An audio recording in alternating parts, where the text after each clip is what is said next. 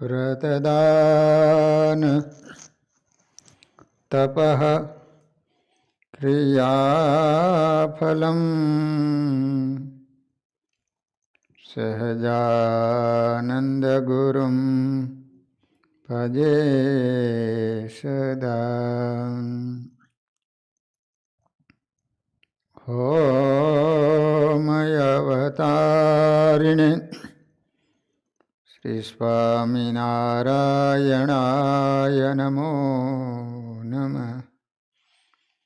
શ્રી હરિકૃષ્ણાય ઘનશ્યામાય નીલકંઠાય સરયોદાસાય નમો નમઃ. બોલો સ્વામિનારાયણ ભગવાનની. શ્રી હરિકૃષ્ણ મહારાજની જય.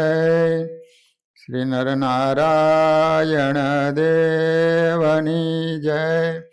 શ્રી લક્ષ્મીનારાયણ દેવની. શ્રી રેવતી બળદેવજી મહારાજની જય.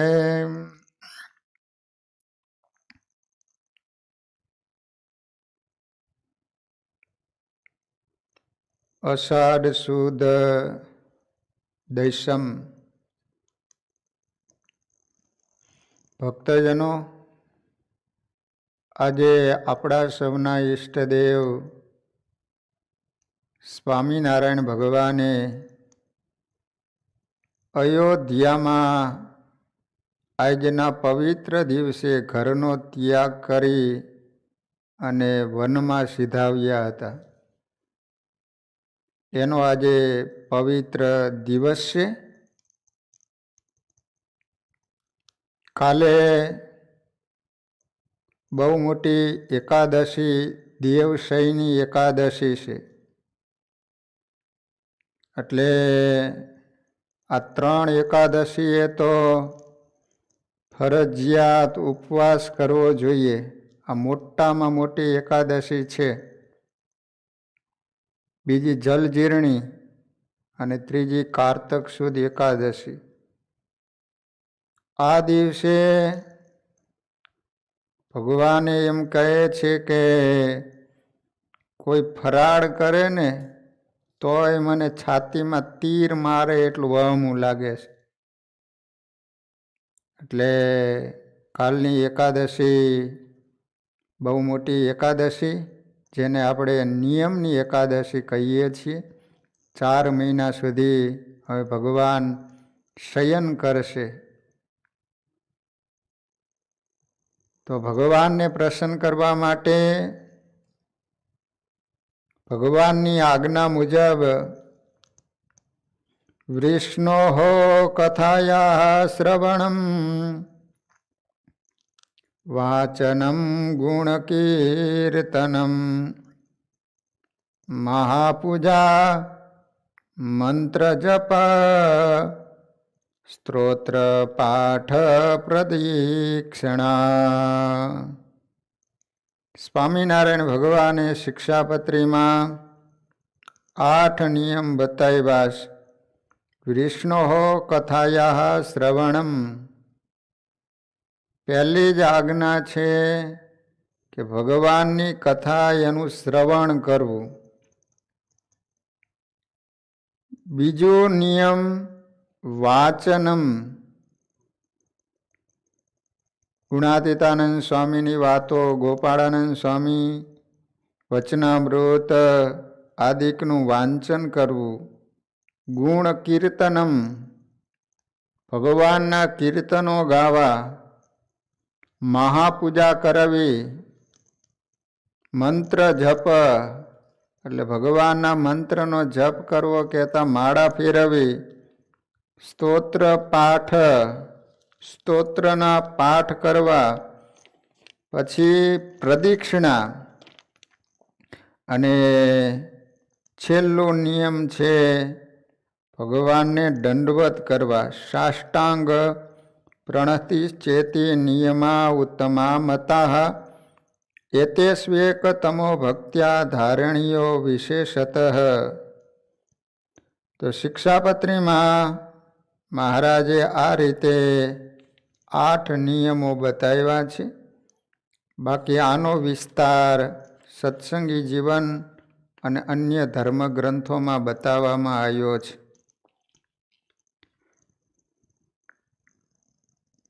નિત્યાનંદ સ્વામી હતા, એને ચાતુર્માસમાં એવું નિયમ લીધું કે 4 મહિના સુધી પંક્તિમાં દરરોજ મારે સંતોને પીરસવું, આવું નિયમ લીધું. એટલે નિત્યાનંદ સ્વામીનું શરીર કેટલું બધું જાડું અને કેટલા બધા સંતો, કેટલી મોટી પંક્તિ હોય, છતાંય પણ એને ભગવાનને રાજી કરવા માટે 4 મહિના સુધી પંક્તિમાં દરરોજ પીરસવાનું, સંતોને જમાડવાના. જૂનાગઢમાં ગુણાતીતાનંદ સ્વામીના શિષ્ય બાલમુકુંદ સ્વામીએ એવો નિયમ લીધું ચાતુર્માસમાં કે 4 મહિના સુધી ઊંઘવાનું નહીં. ગુણાતીતાનંદ સ્વામીએ એવો નિયમ લીધો કે 4 મહિના સુધી ભગવાનની કથા જ કરવી, ભગવાનની વાતો જ કરવી. એ પાછી એકની એક વાત ન આવી જોઈએ, દરરોજ નવી જ વાતો કરવાની. ગુરુ અને શિષ્ય કેવા? ગુરુએ એવું નિયમ લીધો કે દરરોજ નવી ભગવાનની કથા કરવાની. અને એના શિષ્ય બાલમુકુંદ સ્વામી એવું નિયમ લીધું કે 4 મહિના સુધી સૂવાનું નહીં.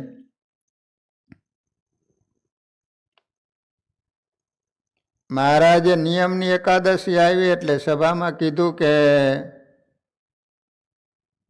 બોલો ભક્તજનો, તમે કેટલી માળા ફેરવવાનો નિયમ લીધું? કોઈ કહે છે કે 200 માળા, કોઈ કહે છે કે 300 માળા. આ રીતે બધાએ અલગ અલગ કીધું. મુક્તાનંદ સ્વામી તો બેઠા હતા ધ્યાન મુદ્રામાં. મહારાજે કીધું કે મુક્તાનંદ સ્વામી, તમે કેટલી માળા ફેરવવાનું નિયમ લીધું? તો કહે છે કે મહારાજ 50. મહારાજ કહે છે કે આ બધા ગ્રહસ્થો છે એને 200 માળા ફેરવવાના નિયમ લીધા, તમે 50 માળા.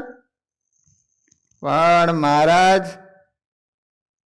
50 માળા તો માન થાય, પણ કેમ? તમારી પાસે તો આખો દિવસ સમય હોય. તો કે મહારાજ, હું માળા ફેરવતો હોય ને, પણ વચમાં બીજો કોઈ સંકલ્પ થાય તો એ માળાને ગણવાની નહીં.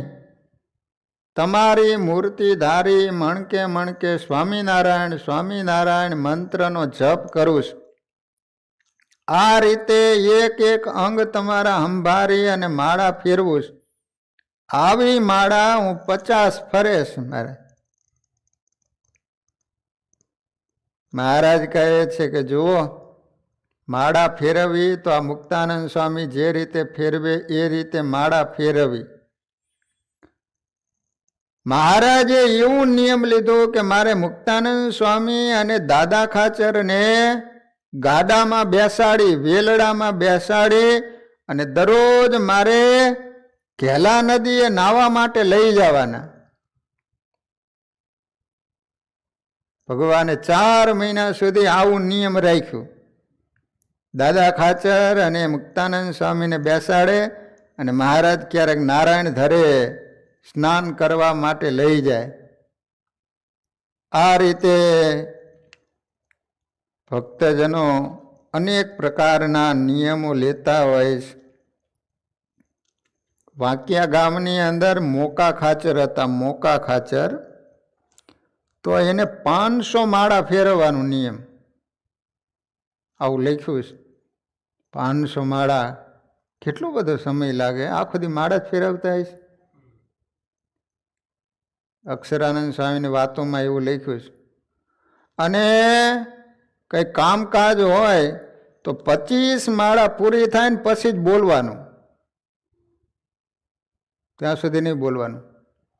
હવે બન્યું એવું કે એની જમીન હતી, એમાં કાંઈક એના સામેના માણસોએ કંઈક ફરિયાદ કરી, એટલે એ વખતે લાંક સાહેબ એ જમીન જોવા માટે અધિકારી આવ્યા કે કેટલી જમીન શું છે આ તે બધું જોવા માટે આવે ને, કેસ થયો હોય એટલે. તો પછી લાંક સાહેબની સાથે મોકા ખાચર બંને ઘોડા ઉપર બેસી અને જમીન ઉપર જાતા હશે જોવા માટે. એમાં બરોબર મોકા ખાચર ભગવાનના ભગત એ ઘોડા ઉપરથી પડી ગયા. એટલે ઓલા લાંક સાહેબ કહે છે કે મોકા ખાચર તમને કાંઈ લાગ્યું છે? તમને કાંઈ લાગ્યું છે? મોકા ખાચર કાંઈ બોલે જ નહીં, હાથમાં માળા હતી હો. પછી 25 માળા પૂરી થઈને પછી કહે છે કે મારો હાથ ભાંગી ગયો હોય એવું લાગે છે. તે લાંગ સાહેબ કહે છે કે પણ હું ક્યારનો તમને પૂછતો હતો, તમે કેમ બોલતા નહોતા? તો કે જો મારું નિયમ છે, આ માળા ફેરવતો તો એ 25 માળા પૂરી થાય પછી હું બોલું. અત્યારે 25 માળા પૂરી થઈને એટલે હું બોલ્યો. લો વિચાર તો કરો, ઘોડા ઉપરથી પડી ગયા તો બોલ્યા નહીં એમ. એટલે શાસ્ત્રો એમ કહે છે કે આ 10 જણા છે એ નિયમોનું પાલન કરી શકતા નથી. તમને એમ થાય છે કે ક્યાં 10 જણા? તો એક તો મત્ત, પ્રમત્ત, ઉન્મત્ત. પહેલું ગાંડો હોય, બીજું પીધેલો હોય. પીધેલામાં તમે સમજો ને? હા, એનાથી નિયમનું પાલન ન થઈ શકે. પછી ઉન્મત્ત એટલે અહંકારી અભિમાની માણા હોય, એનાથી નિયમોનું પાલન ન થતું. પછી અતિ થાકેલો હોય. હવે અતિ થાકેલો હોય ને તમે કથામાં 2 વાર શું કરે? સૂઈ જાય. માળા ફેરવવાનું કહો તો સૂઈ જાય. એટલે અતિ થાકેલો હોય એનાથી નિયમોનું પાલન ન થઈ શકે. અતિ ક્રોધી હોય, અતિ ભૂખો હોય, અતિ ઉતાવળિયો હોય, અતિ લોભી હોય, અતિ ભયભીત હોય, અતિ કામી હોય. આટલા માણસોથી આ નિયમોનું પાલન થઈ શકતું નથી. એટલે વાલા ભક્તજનો, આ રીતે શાસ્ત્રોની અંદર નિયમો બતાવેલા છે. તો સત્સંગી જીવનમાં ભગવાન એમ કહે છે કે પોતાની શક્તિ અનુસારે ભગવાન શ્રી કૃષ્ણના સહસ્ત્ર નામ સ્તોત્રનો પાઠ તથા ભગવાનને પ્રદક્ષિણા, સાષ્ટાંગ દંડવત પ્રણામ કરવાનો નિયમ પણ ચાતુર્માસમાં લઈ શકાય. અથવા પ્રતિદિન પોતાની શક્તિ પ્રમાણે શ્રી કૃષ્ણ ભગવાનના અષ્ટાક્ષર મંત્રની કે નામ મંત્રની 100 માળા કરવી આદિકનું પણ ગ્રહણ કરવું. આ વ્રત પણ ખૂબ જ સારું કહેલું છે. પછી મહારાજ કહે છે કે ચાતુર્માસમાં પ્રતિદિન ચંદન પુષ્પ વડે સાધુ વર્ણિ તથા હરિજનોનું પૂજન કરવાનું નિયમ, અથવા પોતાની શક્તિને અનુસારે પ્રતિદિન સાધુ અને વર્ણિને જમાડિયાનો નિયમ લેવું. આ 2 પ્રકારના વ્રતમાંથી લીધેલ વ્રતની જ્યારે સમાપ્તિ થાય ત્યારે યથાયોગ્ય વસ્ત્રો, ભોજન પાત્ર કે જલપાત્ર અર્પણ કરી સર્વ સંતો ભક્તોનું પૂજન કરવું અને ભોજન જમાડી તૃપ્ત કરવા. પછી મહારાજ કહે છે કે 4 મહિના સુધી ક્રોધ ન કરવાનો નિયમ લેવો. આ હારું હો, ઘરના બહુ રાજી થાય. અમુક ક્રોધીલા એવા હોય ને સરપ જેવા, હા, વાતમાં ગરમ થઈ જાય. લો એટલે 4 મહિના સુધી ક્રોધ નહીં કરવાનો નિયમ લેવાનું. ગમે એ તોડફોડ થાય તો ભલે, ને ગમે એટલી નુકસાની જાય તો ભલે, ક્રોધ નહીં કરવાનો. પછી અસત્ય નહીં બોલવાનું. હા, નિયમ તો અઘરામાં અઘરું છે. લો દિવસમાં આપણે 100 વાર ખોટું બોલીએ. 4 મહિના સુધી શું એક દિનનું નિયમ રાખીએ ને તોય અઘરું પડી જાય એવું છે. અસત્ય નહીં બોલવાનું. જાણી જોઈને જીવ પ્રાણી માત્રની હિંસા ક્યારેય ન કરવાનું નિયમ ગ્રહણ કરવું. પછી બ્રહ્મચર્ય વ્રતનું પાલન. પછી અહંકારનો ત્યાગ. પછી ઘી તેલ આદિ રસોનો ત્યાગ, જો 4 મહિના સુધી આ નિયમ લઈ શકાય કે ઘી નહીં ખાવું. પછી શેરડીમાંથી બનેલા ગોળ ખાંડ સાકરનો ત્યાગ, મીઠાનો ત્યાગ કરવો. આ ઉપરોક્ત 9 વ્રતો ભગવાન શ્રી કૃષ્ણની પૂજા કરવાની સાથે પોતાની શક્તિ અને સામર્થ્યને અનુસારે પૃથક પૃથક પાલન કરવાના નિયમ લેવા.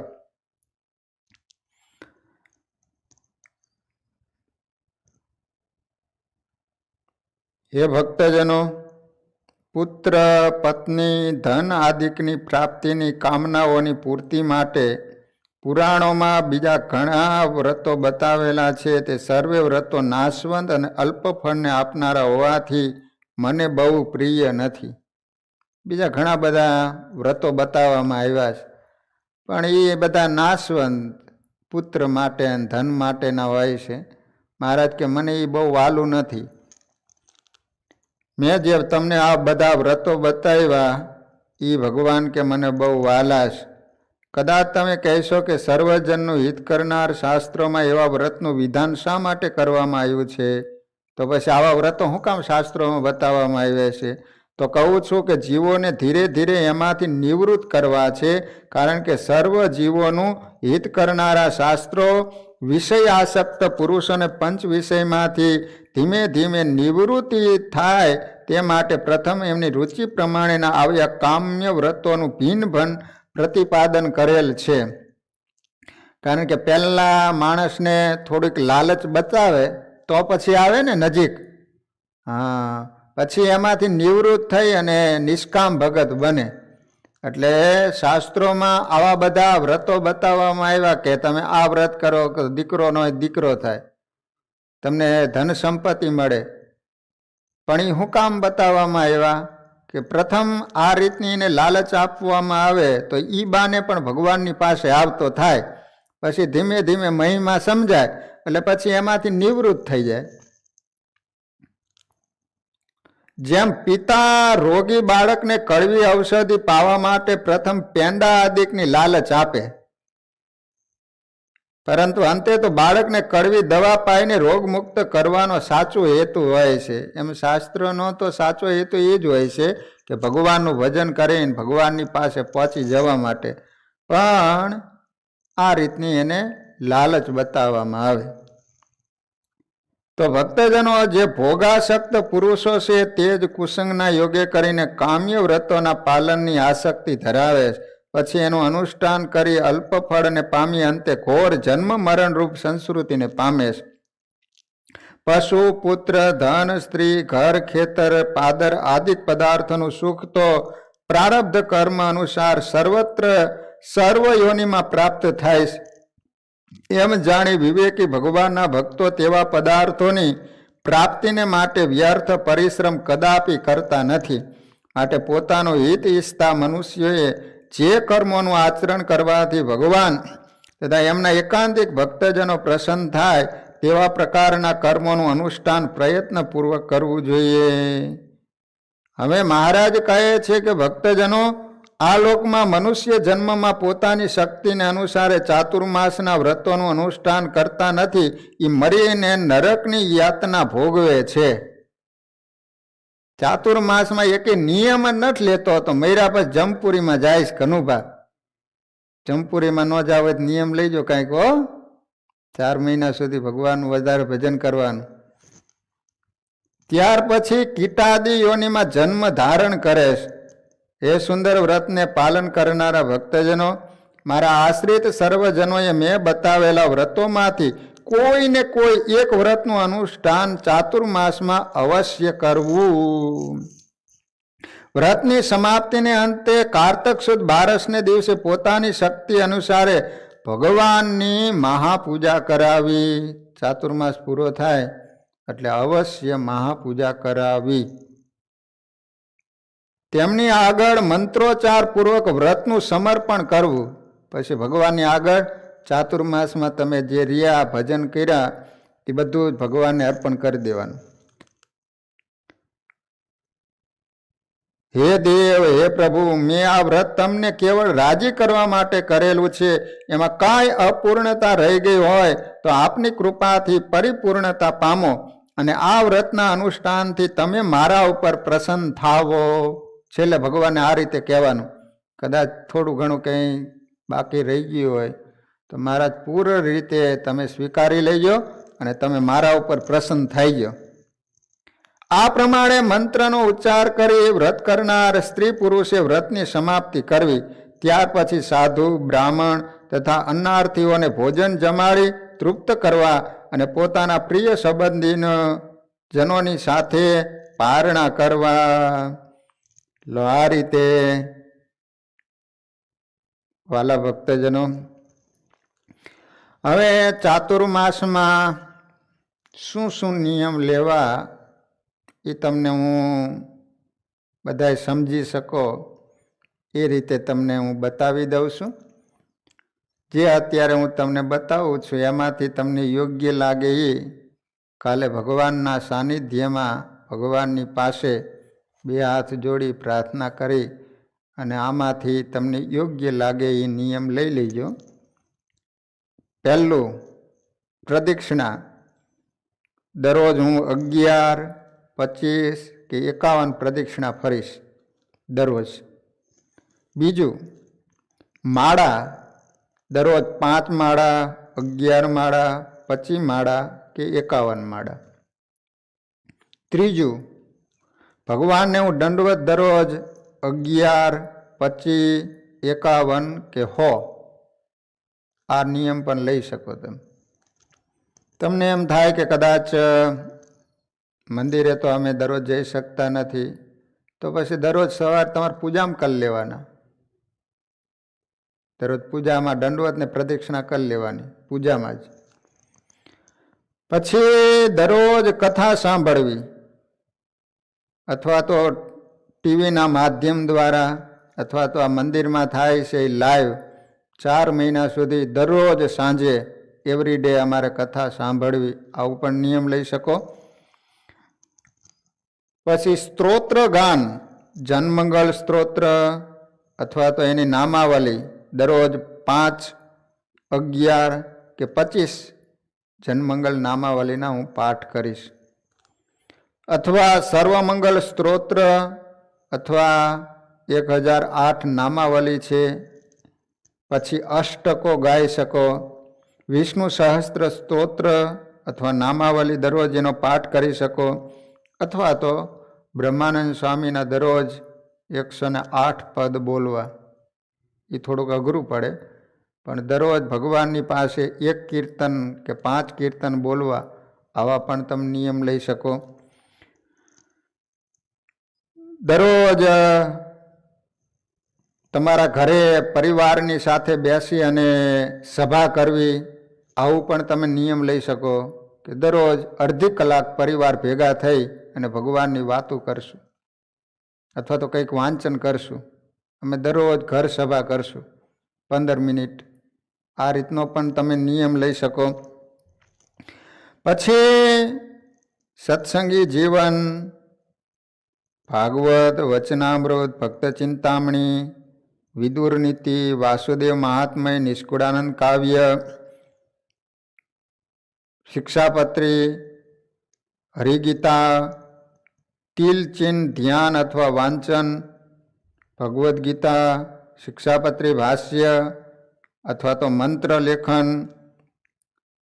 પછી ભગવાનના ચરિત્રો, શાંતિપાઠ, હરિકવચ, ગોપાળાનંદ સ્વામીની વાતો, ગુણાતીતાનંદ સ્વામીની વાતો, વચનામૃત આદિકનું વાંચન કરી શકો.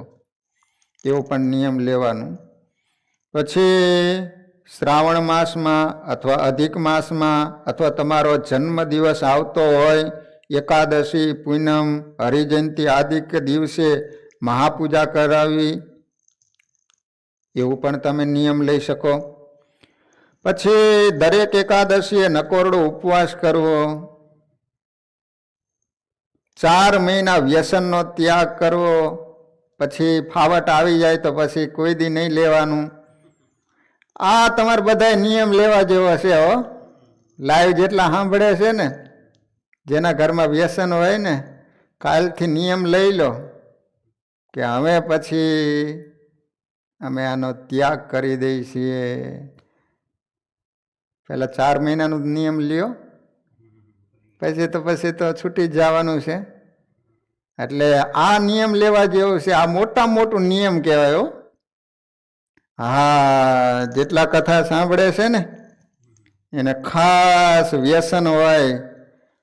જો ચા હોય તો ચા પણ છોડી શકાય, કોફી પીતા હોય તો કોફીનો પણ 4 મહિના સુધી ત્યાગ કરીશ, આવું પણ નિયમ લઈ શકાય.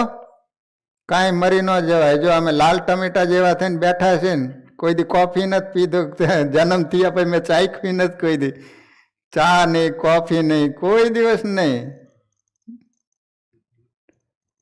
એટલે ભક્તજનો 4 મહિના સુધી આવા નિયમ લો.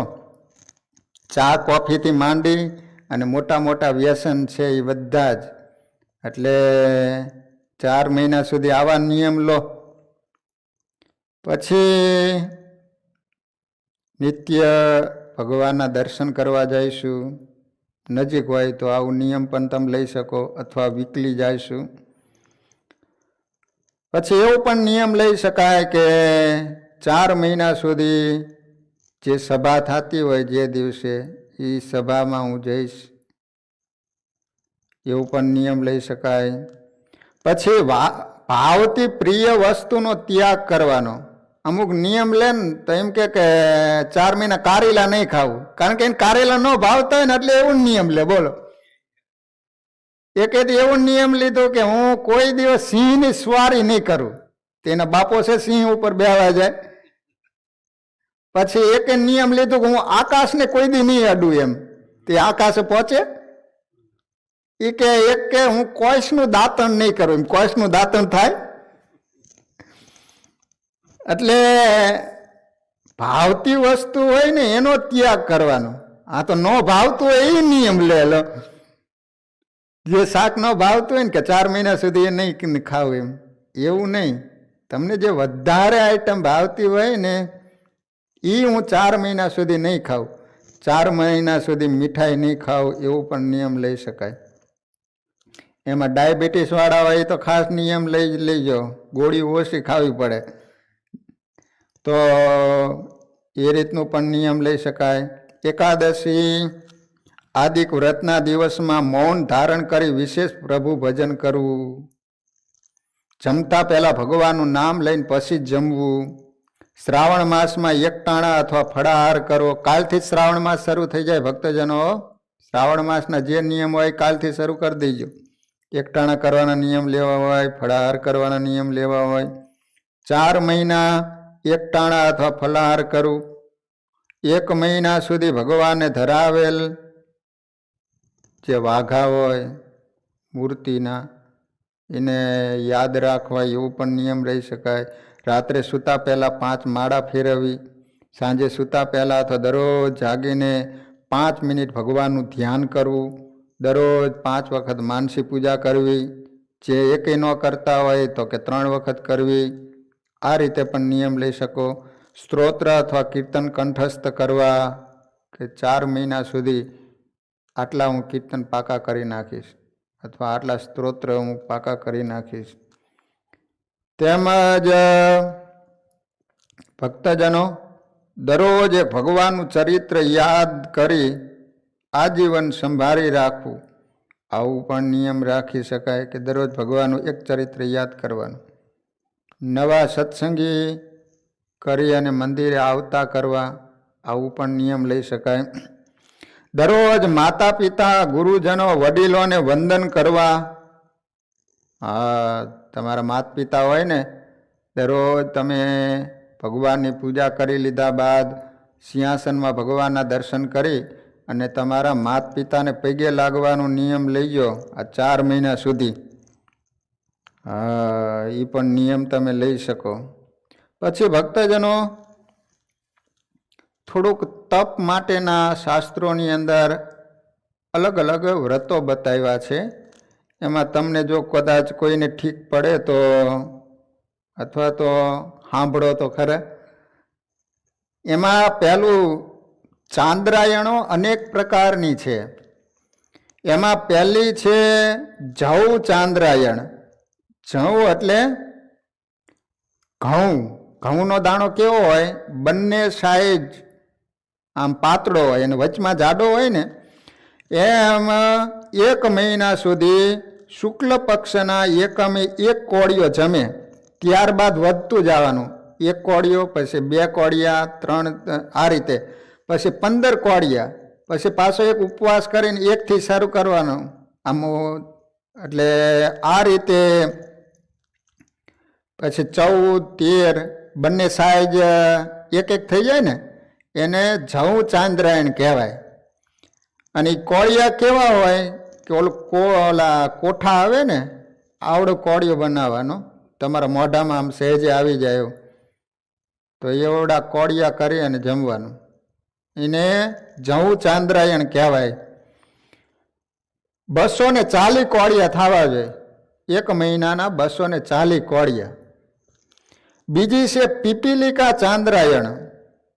એ પીપીલિકા એટલે કીડી. કીડી કેવી હોય?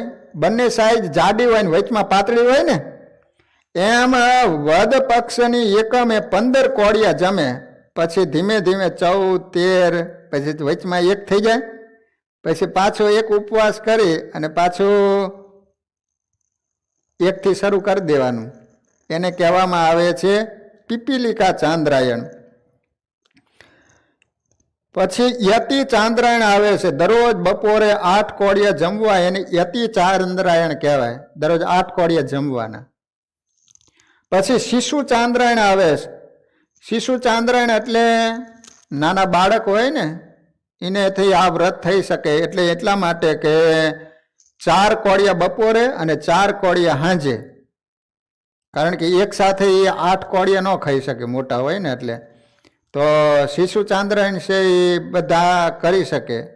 એ બપોરે 4 કોળિયા જમવાના અને સાંજે 4 કોળિયા જમવાના. એને શિશુ ચાંદ્રાયણ કહેવામાં આવે છે. એ 1 મહિનાની હોય. પછી ઋષિ ચાંદ્રાયણ 1 મહિના સુધી દરરોજના કેવળ 3 કોળિયા ગ્રહણ કરે, એને ઋષિ ચાંદ્રાયણ કહેવાય. દરરોજ 3 જ કોળિયા ખાવાના 1 મહિના.